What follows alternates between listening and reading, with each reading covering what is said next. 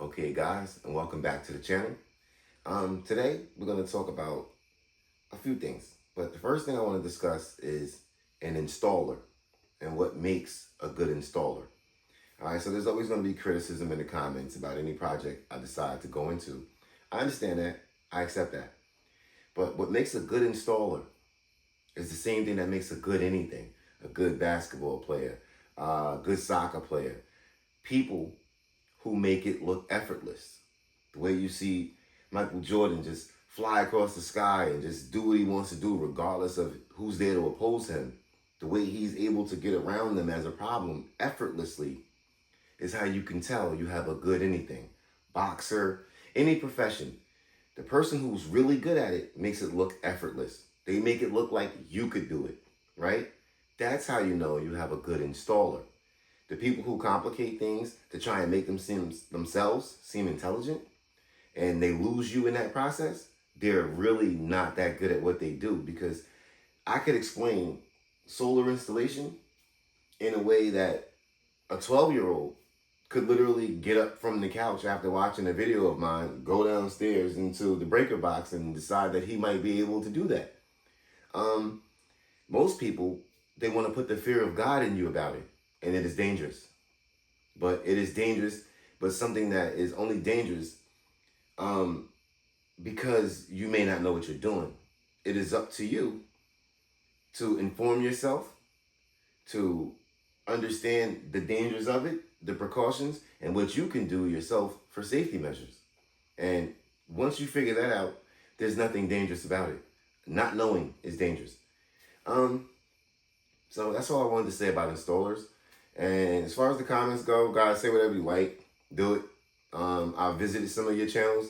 I've seen some of your installs, and I'm not going to criticize the installs themselves, but you have complicated the instructions during your installs. There's nothing complicated about any instructions that I'm ever going to do, because I understand that my job is to make this simple enough that anyone can get the idea that they can do it.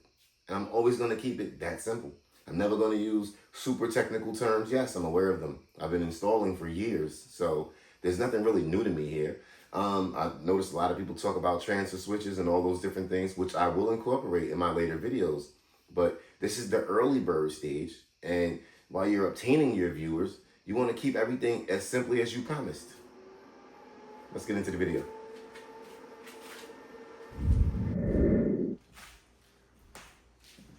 Okay, guys. So in today's video, we're going to be talking about batteries. That is what we're going to be talking about. Batteries are inarguably one of the most important parts of your system. So let's say if your system is composed of batteries, solar panels, and an inverter. Without these batteries, all that solar power you would get will have nowhere to be stored. So batteries are very vital inside of our system. Okay, so this battery is made by a company named EA Sun, who does not sponsor me. I am an unsponsored channel. I am really only here to make solar easy for you. And I do believe that taking on sponsors or any of that would get in the way of it, because they would control what it is I'm able to talk about, and I don't want that. So this unit is 12.8 volts.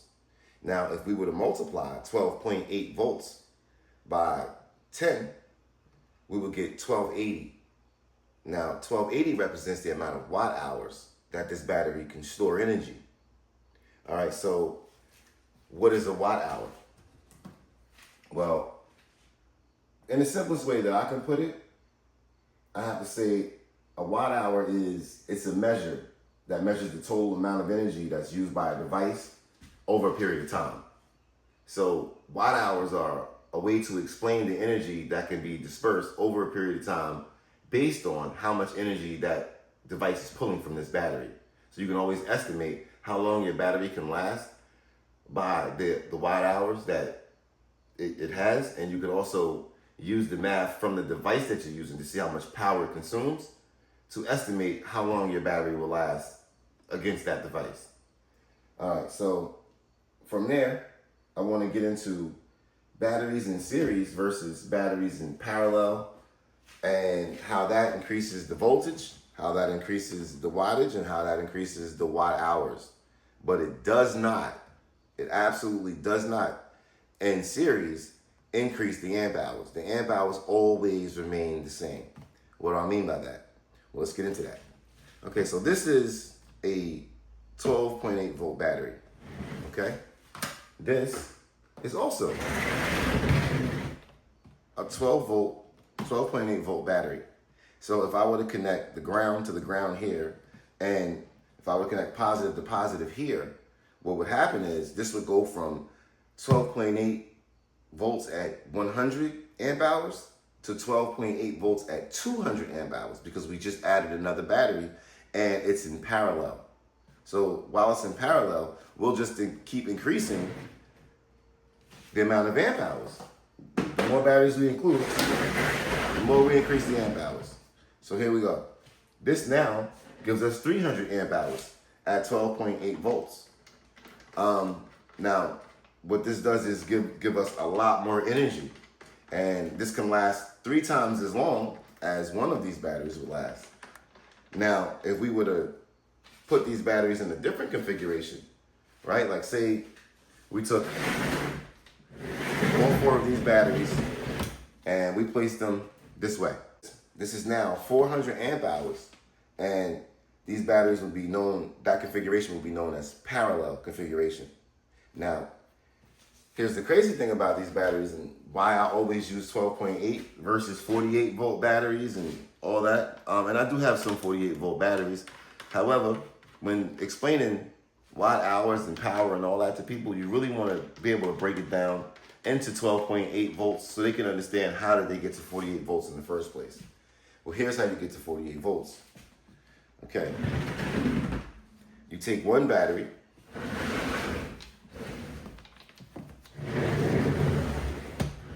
and you put it here. You take another battery, and you put it there. So now, what happens is, once I connect this battery to this battery, which I'm about to do right now,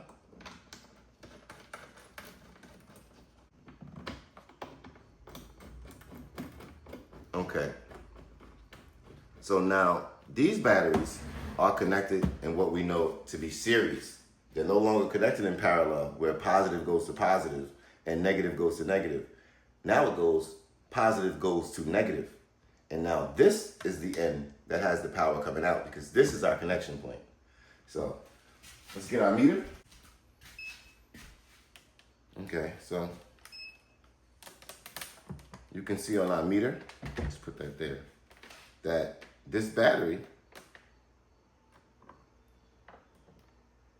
is 13.21. It's charged up nicely. It could be charged up a little bit more, but yeah, 13.21, 13.22. But together, now that we have them in series, the voltage is going up to overload. So now 20 volts can't measure it anymore because this is more than 24 volts. So we push it up. And now it's 26.4 volts with these 2 batteries. All right? So we can always scale up more and more. The more batteries we use, the more we get to scale up the voltage. So now let's add a third battery. Okay, now by adding this third battery, what we would do is we would take this one off, this connector off. It's only because we have the battery configured in this way. If I was to put the other third battery to the side of it, I would not need to take off this connector. I would only need to add one other connector. But, okay, so we know that putting these together in series would give us 24 volts. Now putting a third battery together in series with these would give us 36 volts. So let's check that out. Okay, so positive from the first battery goes to the negative of the second battery. And the positive of the second battery goes to the negative of the third battery. Okay? So this is that configuration.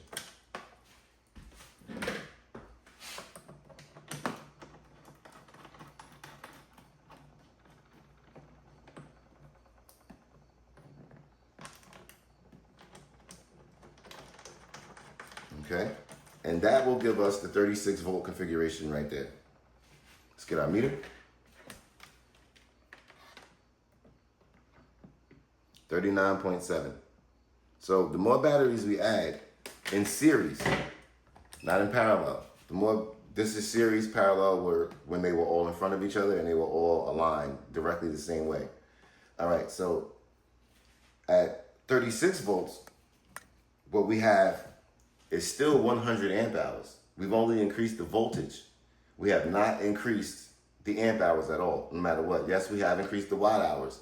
Now we have 1280 watt hours times 3, right? So it's way more powerful now than it would have been at 12 volts, but it is still 100 amp hours. So it will still last as long, regardless how many amps are being used, because the amount of amps being used would reflect the amount of amps that this could provide. And you could do your math and see how long it would last. Okay, so that's our 36 volt configuration. Now let's try a higher configuration. My favorite configuration, which is 48 volts. Now, at 48 volts, it still remains at 100 amp hours. However, the watt hours go up significantly because now you're talking about 5120, like 5,120 watt hours, because you're using 4 batteries as opposed to the one which only had 1,280. Okay, so let's configure this battery this way. That way we got positive going to negative. And let's configure this battery this way. Okay, now I'm going to show you a 48 volt configuration.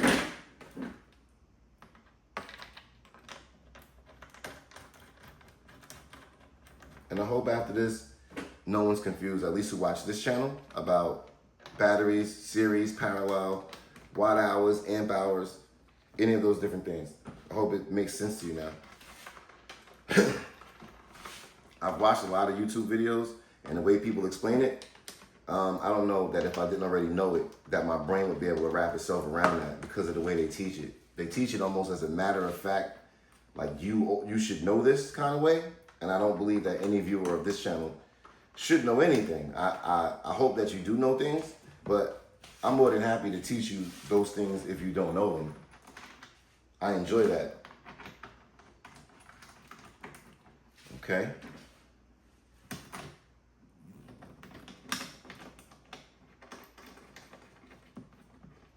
Okay, so now keeping the batteries in terms of series, because that's what this, again, when you organize your batteries in this way, this is series. So you go from 12 volts here to connecting it to this one, which is now coming out of here at 24 volts, and being connected to this battery, which is now coming out of here at 36 volts, going into this battery, which is coming out of here at 48 volts. Now the volts is going to be a little higher than 48, because let's not forget that the batteries sit at higher than 12.8, okay? That's a little crazy. Okay, so we're at 52.9 volts. And that's about what you get from this configuration. And this would be your 48 volt configuration. Yes, it is higher than 48 volts, but 48 volts is what it would be nominally.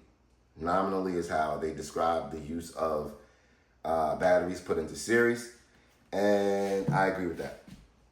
So, guys, now we understand parallel.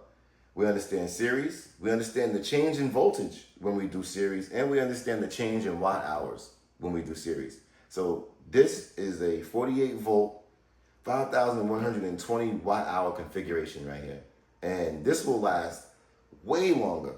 This will last 4 times longer than the battery that I was only using that was 12 volts. So if I had an inverter on this 12 volt battery and the inverter was 12 volts, this battery could only last for 1,280 watt hours. It could not give me any more than that. Now, if I was to use a 24 volt inverter and use these 2 batteries, at that point, it would be 1280 times 2, 1280 times 3, 1280 times 4. And that's how you calculate your watt hours.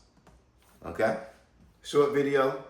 Again, it was just so that you can understand battery, voltage, series, amp hours, and how amp hours stay the same if they're in series, but how they increase if you put batteries in parallel. All right? Thanks for joining me. Catch you guys on the next video.